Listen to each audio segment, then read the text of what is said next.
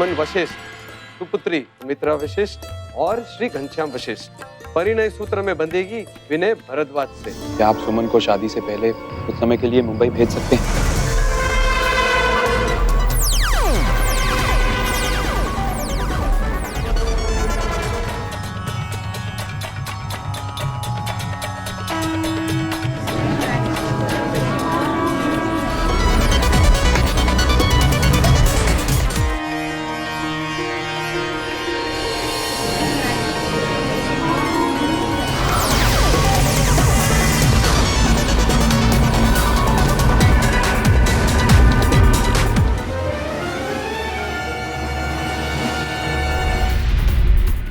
क्या शादी से पहले कोई लड़की ससुराल विदा हो सकती है?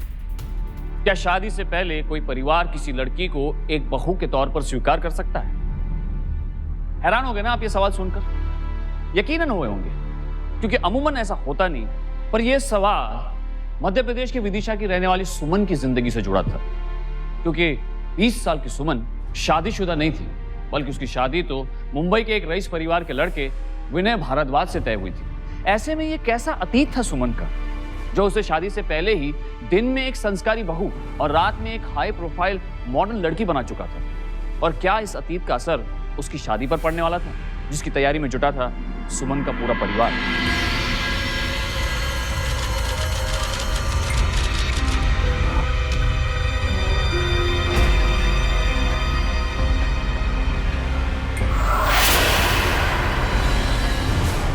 सुमन जीजी, कहाँ खोई हुई हो? अभी मेरे होने वाले जीजू के सपनों को अल्प विराम दो, पापा बुला रहे हैं। जल्दी चलो जल्दी। ये देखिए श्रीमती जी, सुमन वशिष्ठ, सुपुत्री सुमित्रा वशिष्ठ और श्री घनश्याम वशिष्ठ परिणय सूत्र में बंधेगी विनय भारद्वाज से। दिनांक 13 मई 2013। पापा आज सुमन बिटिया, ये देखो तुम्हारी शादी की पत्रिका। देखो सुंदर है ना? सागर वाले मास्टर जी, भोपाल वाले मामा जी, ग्वालियर वाले ताऊ जी, झांसी वाले भैया जी, ये सारे रिश्तेदारों की लिस्ट तैयार है और ये सारे नाम मैं अपने हाथों से इस कार्ड पे लिखूंगी। लिखने दो। सबसे पहले गणेश जी के मंदिर में चढ़ाएंगे। बिल्कुल सही। और उसके बाद होने वाले जमाई के माता पिता के नाम पे। ये भी ठीक है। उसके बाद बाकी सबका। आज का दिन बहुत शुभ है जी। मैं तो कहती हूँ सुमन के ससुराल आज एक कार्ड कुरियर कर ही दे दे। हाँ हाँ, अभी भेज देते हैं।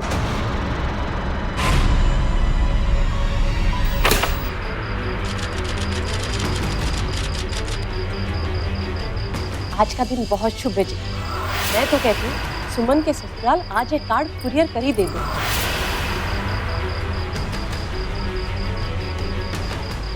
सुमन की शादी का दिन नजदीक आ रहा था। उसकी शादी के कुछ कार्ड भी बढ़ चुके थे। उसके माता पिता, उसकी बहन शादी को लेकर बड़े खुश थे।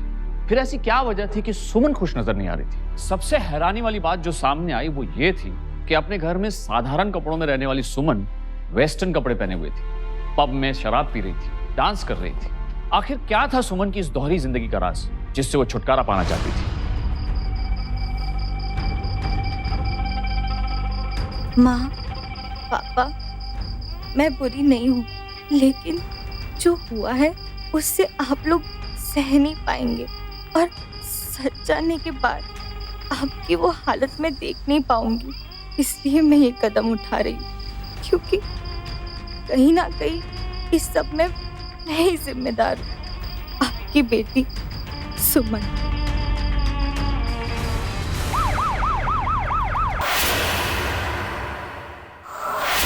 नमस्ते चाचा जी। अरे नमस्ते बिटिया, कैसी हैं आप दोनों? हम बिल्कुल ठीक है। पापा, हम मंदिर जा रहे हैं। अच्छा बिटिया। अच्छा माँ, आते हैं। सुमन बिटिया को देखकर एक बात याद आई। मुंबई में मेरे एक दूर के रिश्तेदार रहते हैं और वो भी अपने बेटे के लिए सुमन जैसी संस्कारी बहू ढूंढ रहे हैं। कहो तो बात चलाऊं?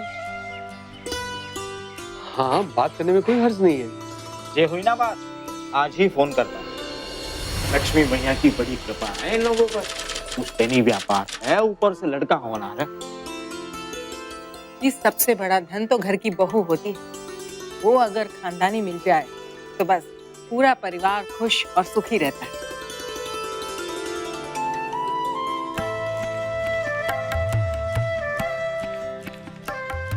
नमस्ते। नमस्ते। बैठो बेटा, बैठो। बहन जी, हमें सुमन बहुत पसंद है। 1 मिनट माँ, इससे पहले आप लोग बात पक्की करें, क्या मैं सुमन से अकेले में बात कर सकता हूँ? जी हमारे यहाँ ऐसे अकेले में भाभी जी, आजकल माहौल बदल गया है, हमें भी वक्त के साथ बदलना चाहिए। क्यों घनश्याम? हाँ, क्यों नहीं। नहीं तो बेटा तुम जीजी और विनय जी को अंदर वाले कमरे में ले जाओ। आइए। आइए।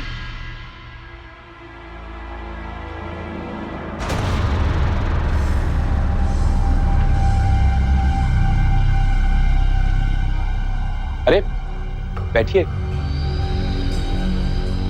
सुमन, क्या मैं आपसे कुछ पूछ सकता हूँ?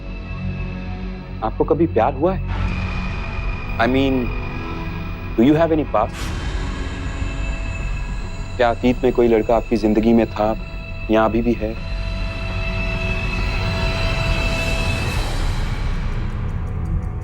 दरअसल मेरी लाइफ में कोई है।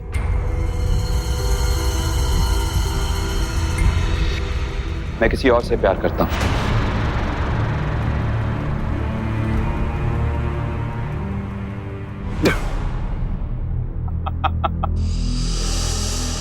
ओह गॉड, जस्ट रिलैक्स। मैं मजाक कर रहा था। सुमन, ऐसे फालतू से मजाक करने वाला लड़का क्या आपको पसंद है?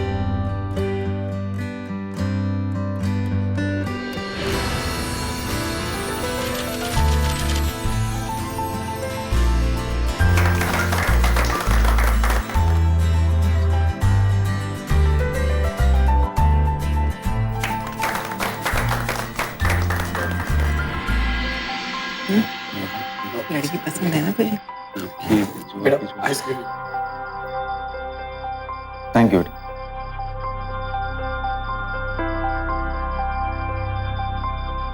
अगर आप लोगों को एतराज ना हो तो क्या आप सुमन को शादी से पहले कुछ समय के लिए मुंबई भेज सकते हैं?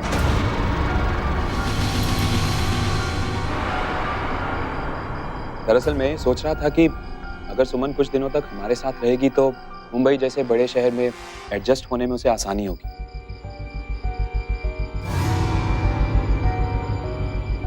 मैं आया। जी।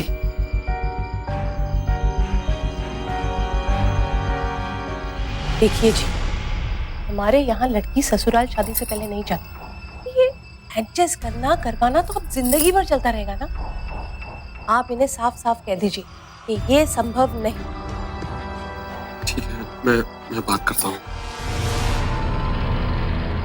देखिए, दरअसल हमारे यहाँ शादी से पहले बेटी को ससुराल। लेकिन मैं ये बात सुमन के अच्छे के लिए कह रहा हूँ।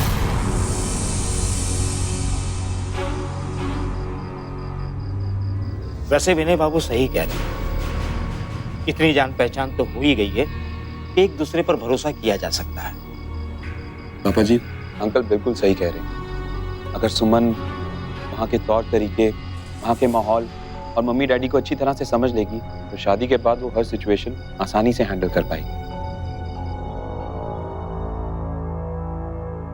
आप इस बात को ऐसे समझिए कि हम सुमन बिटिया को अपने पास शादी के गहने और जेवर पसंद करने के लिए बुलवा रहे हैं। क्यों जी? हाँ जी, ठीक है। जी, अब आप बोल रहे हैं तो वैसे सुमन अब आपके घर की इज्जत है, जैसा आप ठीक समझे।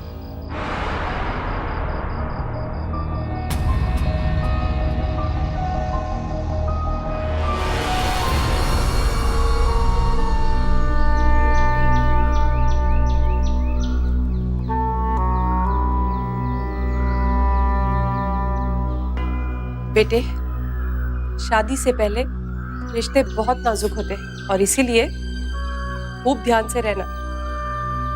माँ, कुछ उपदेश जीजी की विदाई के लिए भी बचा के रख लो। तो चुप कर छोटी, सुमन बिटिया, ट्रेन का समय हो गया। ध्यान से रहना।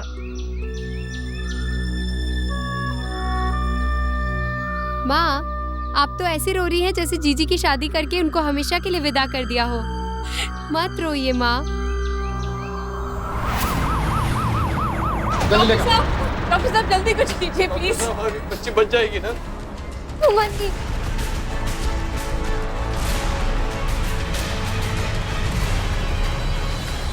सुमन जिंदगी और मौत से लड़ रही थी, लेकिन उसका परिवार अब तक ये नहीं समझ पा रहा था कि सुमन ने इतना बड़ा कदम क्यों उठाया। कहीं ये सब सुमन के मुंबई जाने से तो नहीं हुआ, क्योंकि मुंबई से विदिशा आने के बाद से ही वो गुमसुम रहने लगी थी। आखिर मुंबई में सुमन के साथ ऐसा क्या हुआ था जिसने उसे इतना लाचार बना दिया कि उसने आत्महत्या करने की कोशिश की।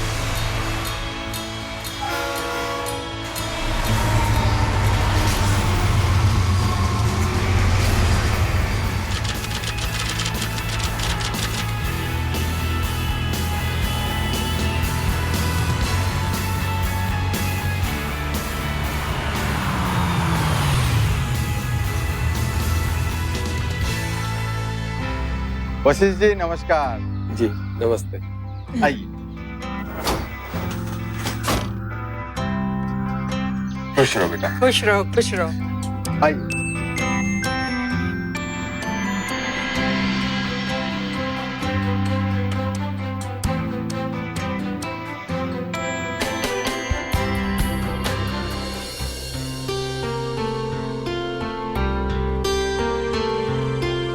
घर तो काफी बढ़िया है आपका।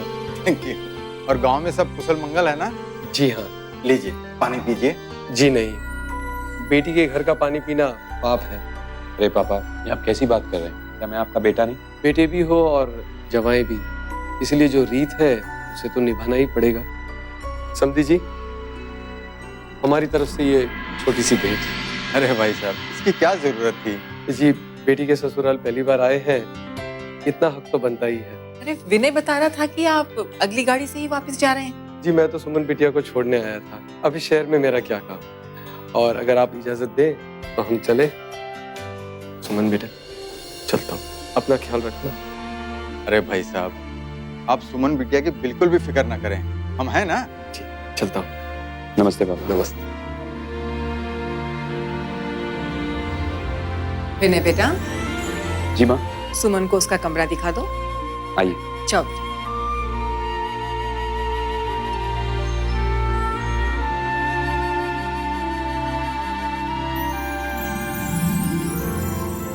ये रहा तुम्हारा कमरा।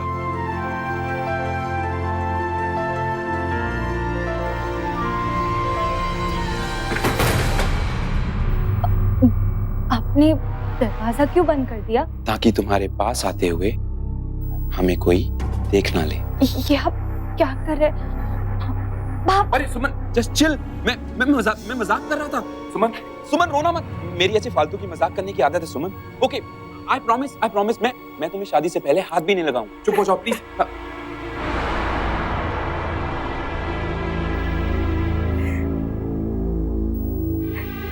आंखें खोलो सुमन। मैंने तुम्हारे आंसू पोंछ दिए और मैंने तुम्हें हाथ भी नहीं लगाया। जो भी सजा देनी है इस दुपट्टे को दो।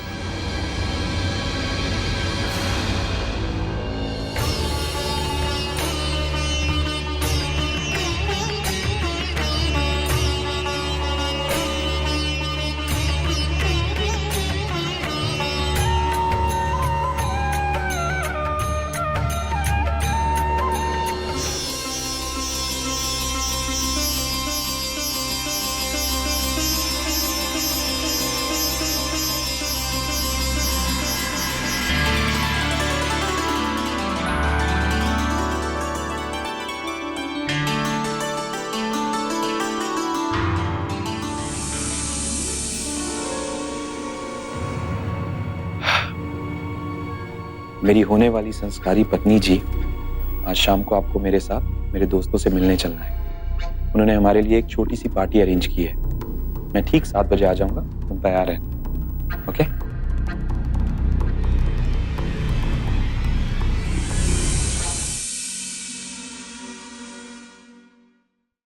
सुमन,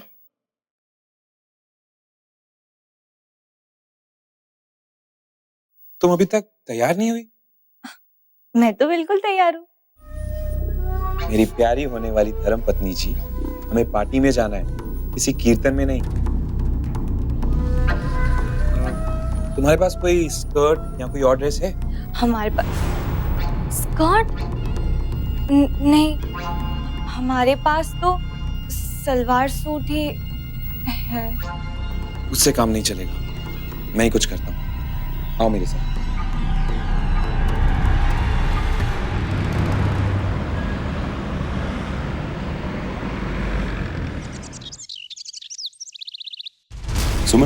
ये निखिल, निखिल ये सुमन है।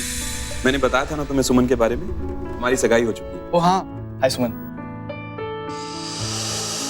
निखिल, सुमन के पहनने के लिए पार्टी वाले कपड़े मिलेंगे ना? हाँ हाँ, कम।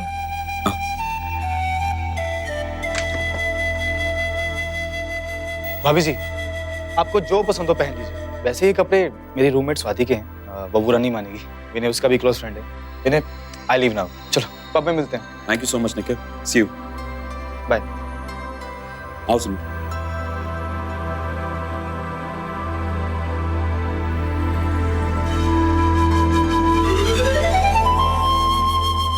वाह, ये वाली ड्रेस पहन, बहुत अच्छी लगेगी तुमको। ये तो बहुत छोटी है विनय जी। अरे सो व्हाट, ऐसे कपड़े हमने कभी पहले पहने नहीं है, हम नहीं पहन पाएंगे। सुमन, मैं तुम्हें शादी से पहले मुंबई इसलिए लाया हूँ ताकि तुम मेरी लाइफ में एडजस्ट कर सको। एडजस्ट करने का मतलब ये थोड़ी है कि हम किसी और के जैसे बन जाए। और वैसे भी आपके मम्मी पापा को तो हम ऐसे ही अच्छे लगते हैं, तो फिर आप हमसे ये सब क्यों करवाना चाहते हैं? मैं बस इतना कहना चाहता हूँ, तुम भले ही बहू मेरे पेरेंट्स के पसंद की बनो, लेकिन बीवी तो वैसी बनो जैसी मैं चाहता हूँ। मेरे खातिर ये ड्रेस पहन लो प्लीज। ये लो।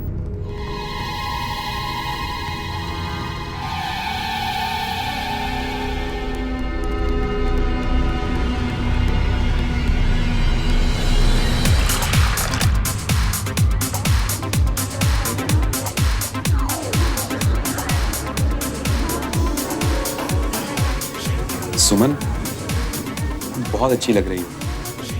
Just relax, okay?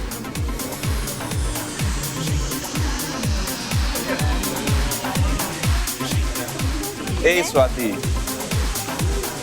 how are you? I'm good. You looking so rocking. Thank you. Swati, she's Suman. Suman Swati. Suman, you looking so cute. Hey, what's up? How are you? All good? Hey, how are you? Swati, आप लोग जाओ. We'll just join. Guys, I'll catch you later. Okay? Suman. अरे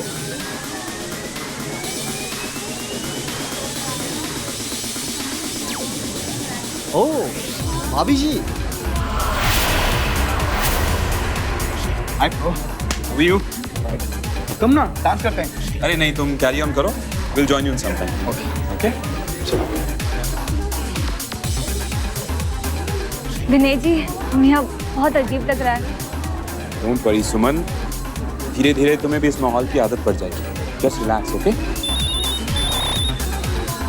एक minute.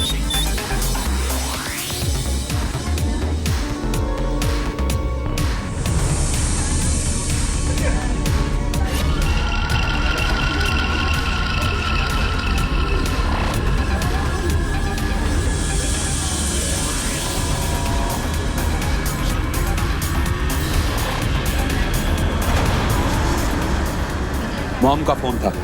मैंने उनसे कह दिया कि फिक्र ना करे. अब उनकी होने वाली बहू मेरी होने वाली बीवी भी. चलो let's go to dance floor. नहीं, मुझे नहीं जाना। क्या हुआ सुमन? Are you okay?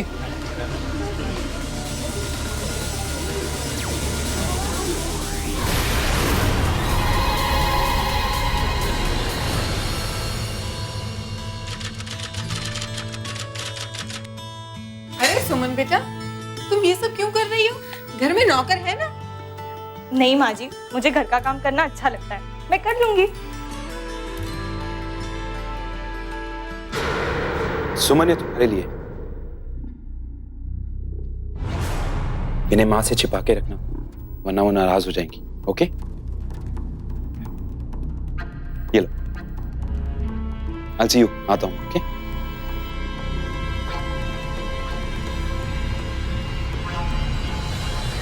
ससुराल बहुत अच्छा है माँ।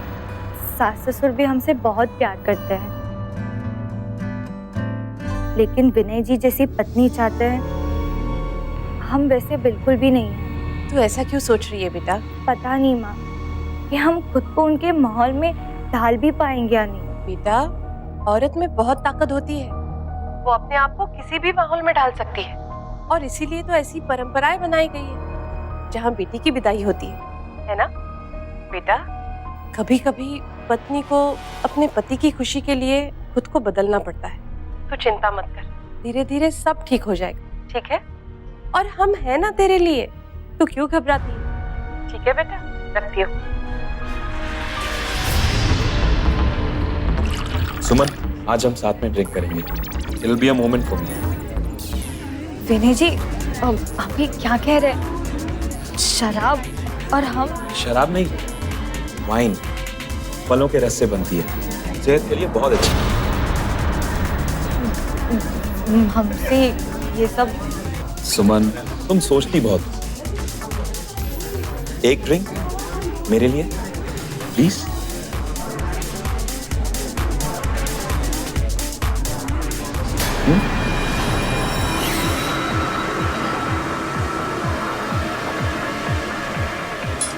Cheers.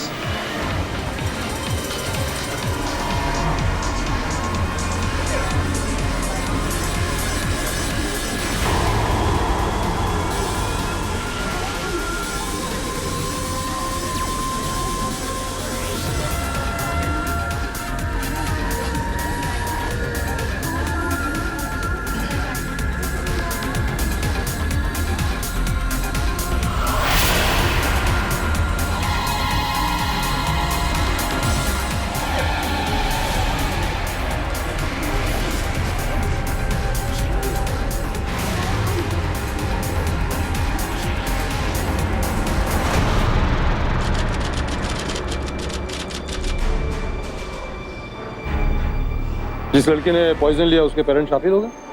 जी इंस्पेक्टर साहब। ओके, तो क्या आप हमें बता सकते हैं कि उन्होंने पॉइजन क्यों लिया? इंस्पेक्टर साहब, मैं हाथ जोड़ के आपसे विनती करता हूँ, इसे पुलिस केस मत बनाइए। लड़के की शादी होने वाली है, अगर लड़के वालों तक खबर पहुंच गई तो उसकी शादी करना मुश्किल हो जाएगा। तो क्या हम अपना काम बंद कर दें? नहीं, मेरा मतलब ये नहीं इंस्पेक्टर साहब, ये लोग बहुत परेशान हैं। एक मिनट, आप आइए। मैं ये कह रहा हूं इंस्पेक्टर साहब,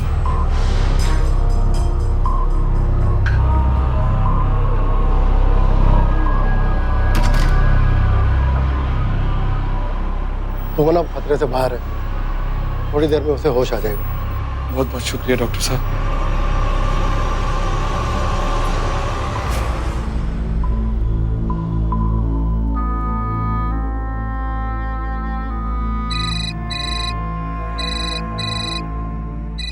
विनी जी की माँ का फोन इतनी सुबह सुबह?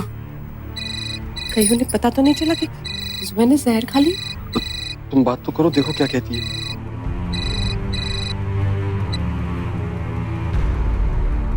बहन जी नमस्ते। आपने हमें शादी का कार्ड क्यों भेजा? क्या मतलब? लगता है आपकी बेटी ने आपको कुछ बताया नहीं। हम ये रिश्ता बहुत पहले ही तोड़ चुके हैं। क्या क्या कह रही है बहन जी? मेरी कुछ समझ में नहीं आ रहा है। हमने सोचा था कि आपकी बेटी छोटे शहर में रहने वाली एक संस्कारी लड़की, हाँ बिल्कुल है, लेकिन वो तो चरित्रहीन निकली। आज के बाद हमारा और आपका कोई संबंध नहीं। ये क्या बोल रही हो बहन जी? देखिए सब जगह काट पड़ चुके हैं। आप अगर ऐसा करेंगी ना तो हमारी नाक कट जाएगी रिश्तेदारियों में। नाक तो आपकी बेटी बहुत पहले ही कटवा चुकी है। एक बार फिर सुन लीजिए, आज के बाद हमारा और आपका कोई रिश्ता नहीं।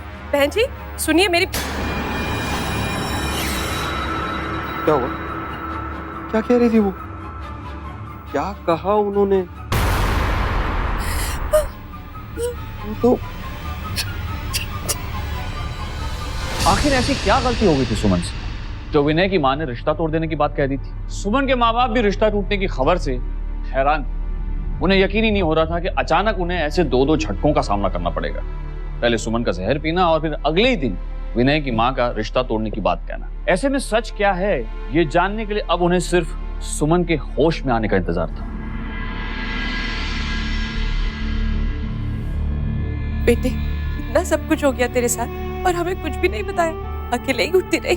हमें माफ कर दो माँ पापा, हमसे बहुत बड़ी गलती हो गई। बेटा अब तो आराम कर, हम तुझसे बाद में बात कर लेंगे। वो अभी जाके डॉक्टर को मिलकर आते हैं।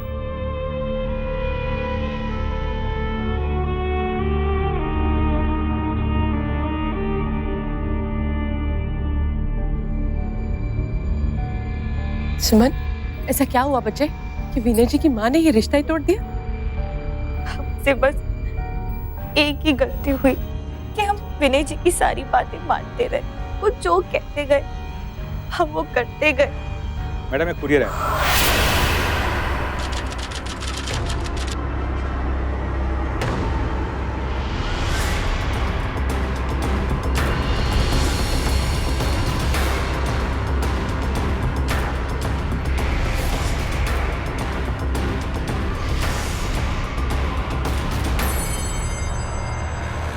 क्या है ये?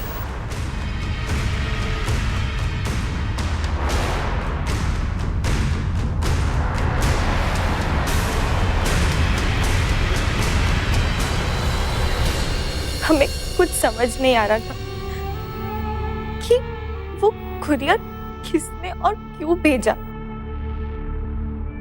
माँ जी ने तो इस सवाल से ज्यादा इस पर जोर दिया कि हम उन तस्वीर पर क्यों थे। ये संस्कार है तुम्हारे? मैंने सोचा था ये सीधी सादी संस्कारी लड़की है। ये क्या हरकत है तुम्हारी? नहीं माँ जी, विनय जी ने हमें वो कपड़े पहनने के लिए जोर किया था और वो खुद हमें उस जगह लेके गए थे। डांस करने के लिए और शराब पीने के लिए भी उन्होंने कहा था। विनय जी, आप मम्मी जी को बोलिए ना कि मैं सच कह रही हूँ। नहीं माँ, सच नहीं है। मैंने कभी इसे ऐसा करने के लिए नहीं कहा। विनय जी अपने बात से तुरंत मुकर गए और हम उनकी माँ के सामने हम गुनहगार बने खड़े रहे। कुरियर में आए मेमोरी कार्ड को जब विनय जी ने प्ले किया तो हे भगवान, क्या है ये सब? तेरे माँ बाप ने ये सिखाया तुझे? चल निकल, चल निकल।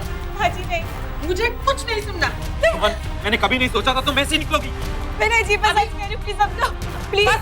मैं अब और कुछ नहीं सुन सकती। तू निकल यहाँ से। माँ जी प्लीज, चल निकल यहाँ से। घर आकर हमने कई बार सोचा कि आपको सब बता दे, पर हिम्मत ही नहीं हो पाई। विनय जी ने तुम्हारे साथ ऐसा आखिर क्यों किया? हम भी नहीं जानते कि उन्होंने ऐसा क्यों किया। मेरे बच्चे। सुमन भी अभी तक ये समझ ही नहीं पाई थी कि बेहोशी की हालत में उसका वो अश्लील एमएमएस क्लिप किसने बनाया। इधर सुमन का परिवार सुमन के साथ हुए इस दुर्व्यवहार से मानो सदमे में आ गया था। उन्हें सुकून सिर्फ इतना ही था कि उन्होंने अपनी बेटी को मौत के मुंह से बचा लिया था, पर बेटी के चरित्र पर जो दाग लगाया गया था उसके प्रति उनके मन में विनय और उसके परिवार के लिए बहुत रोष था। अस्पताल में 2 दिन बिताने के बाद अब सुमन घर आ गई थी। सुमन के माँ बाप को एक डर यह भी था कि पूरा मोहल्ला और रिश्तेदारी जानती थी कि 20 दिन बाद सुमन की शादी होने वाली है। कई कार्ड भी बढ़ चुके थे। वो समझ ही नहीं पा रहे थे कि वो कैसे इस परिस्थिति का सामना करें। शादी टूटने का लोगों को क्या जवाब दें? माफ कर देना घनश्याम, मुझसे बहुत बड़ी गलती हो गई।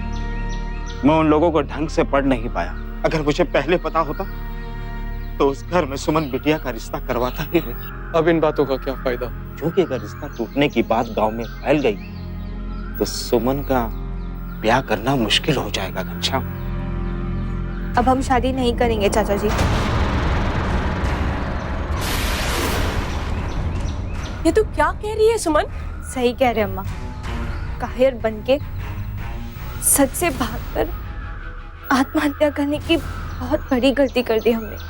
अब हम ये गलती दोहराना नहीं चाहते। अब तो हम तब चुप बैठेंगे जब तक हम ये साबित नहीं कर देते कि हम गलत नहीं थे, बल्कि गलत हमारे साथ हुआ था। हम चैन से नहीं बैठ पाए। अब जाने देना, जो होना था सो हो गया। एक बात हमेशा याद रख, समाज लड़की पर ही उंगली उठाता है। सुमित्रा, आज इसे मत रोको। माँ, जीजी ठीक कर रही है। चुप रहेंगे तो सब हमें ही गलत समझेंगे। इसलिए जीजी जो चाहती है करने दो उसे। सुमन बिटिया, तुम्हारे पापा तुम्हारे साथ।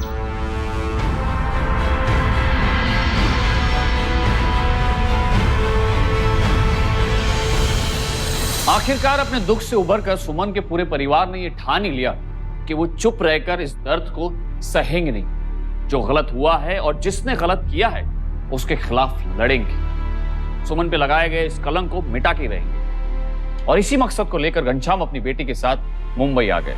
पर छोटे से शहर में रहने वाले परिवार के लिए मुंबई जैसे बड़े शहर में आकर ये लड़ाई लड़ना इतना आसान नहीं था। कितने पैसे हुए? ये लीजिए, रख लीजिए। आओ बेटा। किससे मिलना है? जी, विनय भारद्वाज से मिलना है। आपका नाम? घनश्याम वशिष्ठ। एक मिनट रुकिए।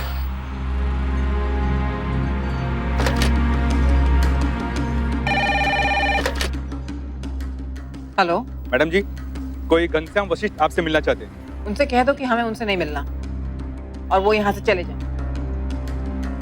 वो आपसे नहीं मिलना चाहती। नहीं मिलना चाहती? हम जाके बात करते हैं। नहीं दिन आपसे वो नहीं मिलना चाहती। चलिए हम बजाते हैं बात करके। चलिए चलिए चलिए, नहीं मिलना चाहती वो आपसे, कह रहे ना। चलिए। अरे हम 2 मिनट में। चलिए चलिए। कैसा आदमी?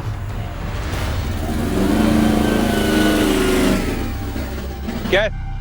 विनय भारद्वाज जी के यहाँ जाना है। कल उनके बेटे की शादी का सगाई का फंक्शन है ना? हाँ, उन्होंने कहा था। ठीक है, जाइए।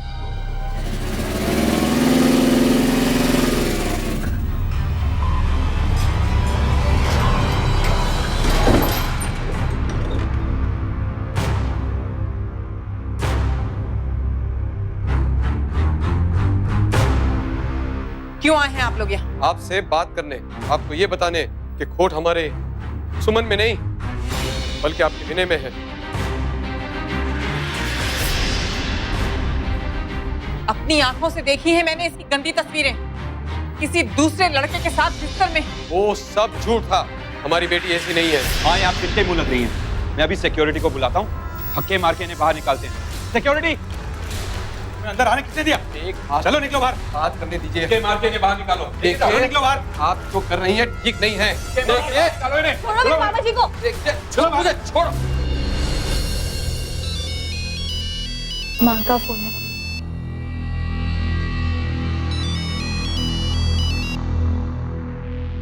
हाँ माँ। सुमन, बेटे सब ठीक है वहाँ पे? कुछ ठीक नहीं है माँ, लेकिन चाहे जितने दिन लगे, जब तक हम अपने और अपने परिवार के खोए हुए सम्मान को हासिल नहीं कर लेते, तब तक हम नहीं लौटेंगे। ठीक है बेटा, हमारा आशीर्वाद तुम्हारे साथ है। जिन फोटोग्राफ्स और एमएमएस क्लिप के बिना पर विनय ने आपसे रिश्ता तोड़ा, क्या वो क्लिप्स और फोटोग्राफ्स आपके पास हैं? जी नहीं इंस्पेक्टर साहब। अच्छा, आपने बताया था कि वो फोटोग्राफ्स और क्लिप आपको कुरियर किया गया था। क्या आप बता सकते हैं कि वो किसने किया था? आई मीन, आपको किसी पर शक है? वो जिन जगहों पर फोटोज लिए गए थे, वहां मैं हमेशा विनय जी के साथ जाती थी। मुझे लगता है भेजने वाला भी विनय जी का कोई जान पहचान वाला ही होगा जो हमारा रिश्ता तोड़ना चाहता था। लेकिन उसके परिवार वाले हमारे साथ बात करने के लिए तैयार ही नहीं है। वो बताना ही नहीं चाहते कि उन्हें वो फोटोग्राफ्स किसने भेजे। देखिए, बिना ठोस सबूत के हम उन पर कोई भी स्ट्रॉन्ग एक्शन नहीं ले सकते, और फिर मामूली सी बातचीत के बाद हमें उनको छोड़ना पड़ेगा। आप बस इतना बताइए, हमें इंसाफ कैसे मिलेगा? उनसे सच उगलवाने के लिए आपको एक झूठी पुलिस कंप्लेंट लिखवानी पड़ेगी। अपनी ड्यूटी के खिलाफ जाकर ये सलाह दे रहा हूँ, जिससे कि तुम्हें इंसाफ मिल सके। रोक दीजिए ये सगाई।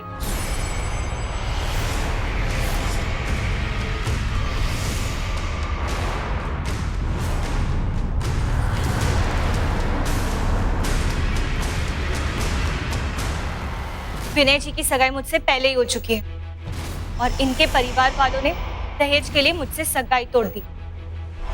आप सभी के खिलाफ मेरे पास अरेस्ट वारंट है। आप सभी को मेरे साथ चलना होगा। झूठ बोल रही है ये लड़की।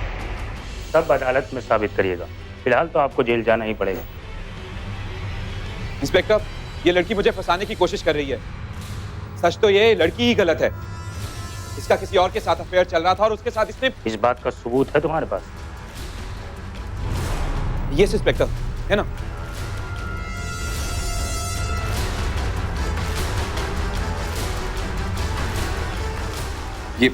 ये देखिए इंस्पेक्टर।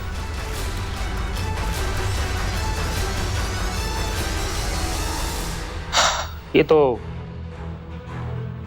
रॉक पब है ना? कभी आप गए हैं वहां पर? नहीं इंस्पेक्टर। श्योर? जी इंस्पेक्टर।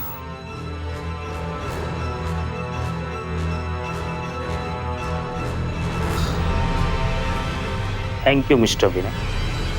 हमें सबूत चाहिए था और आपने हमें सबूत दे दिया। एक लड़की का अश्लील एविडेंस रखने के जुर्म में तुम्हें हमारे साथ चलना होगा।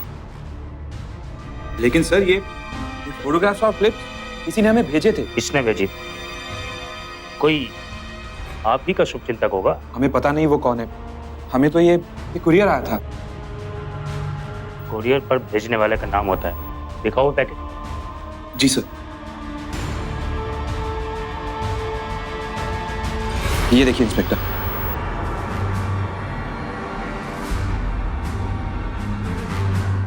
अगर इन सब में तुम हुए ना विनय, तो तुम्हें मुझसे कोई नहीं बचा सकता। चलो।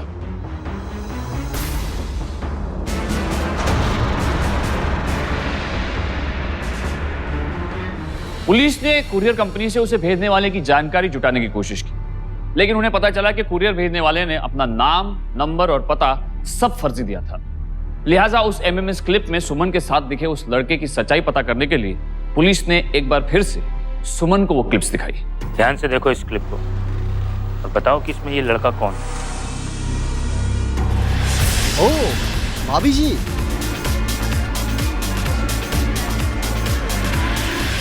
ये तो वो निखिल है, विनय जी का दोस्त। ये लड़के के गले पे जो टैटू है वो सेम टैटू निखिल के गले पे है। चल, अब ऐसे कैसे पकड़ सकते हैं मुझे? किया क्या है मैंने? किया क्या है तुमने? एक लड़की का अश्लील एमएमएस बनाता है और बोलता है कि तूने क्या किया है। सर ये सब मैंने अपने दोस्त विनय भारद्वाज के कहने पे किया।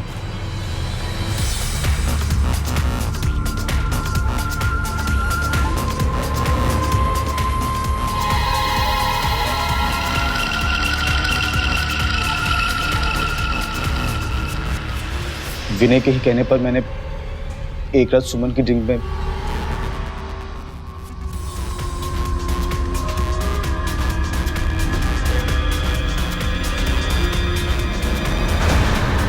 चीयर्स।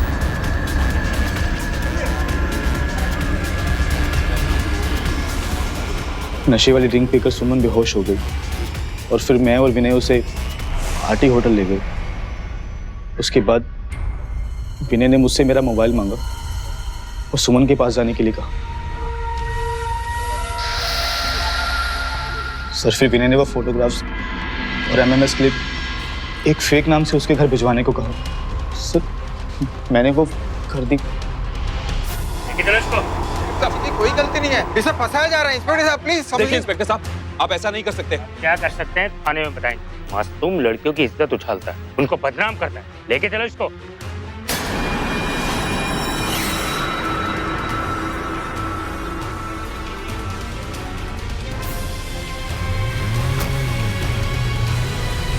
निखिल तेरे खिलाफ पहले ही गवाही दे चुका है। बेहतर होगा कि तू अपना जुर्म कबूल कर ले। तूने ही बनाया है ना एमएमएस?